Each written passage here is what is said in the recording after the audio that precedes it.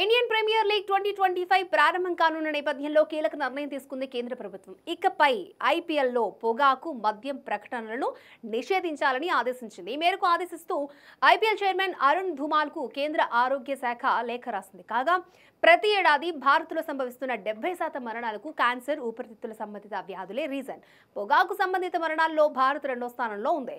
ఈ ఏడాది IPL season మార్చి 22 నుంచి ప్రారంభం కానుంది. అయితే ఈ ఐపీఎల్ భారత్లో అత్యధికంగా వీక్షించే స్పోర్ట్స్ కాబట్టి స్పోర్ట్స్ కు సంబంధించిన ఏ ఆటలోనైనా పొగాకు, మద్యానికి సంబంధించి ప్రత్యక్షంగా లేదా పరోక్షంగా ప్రమోషన్ చేయకూడదు అని ఆదేశాలు జారీ చేసింది.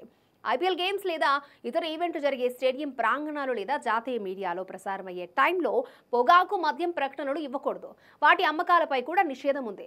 ఆటగాళ్లు కూడా వాటిని ప్రమోట్ చేయకూడదు. ఈ నిబంధనలను ప్రతి ఒక్కరూ ఖచ్చితంగా పాటించాలి, అమలు చేయాలి. యూత్ కి cricketers role models. Healthy lifestyle, active lifestyle విషయంలో వారే యూత్కి ఆదర్శవంతులు. ప్రజలకు ఆరోగ్యం పట్ల ప్రభుత్వం చేపట్టే ఆరోగ్య కార్యక్రమాలపై అవగాహన కల్పించే విషయంలో ఐపీఎల్కు సామాజిక నైతిక బాధ్యత ఉంది అని కేంద్రం లేఖలో పేర్కొంది.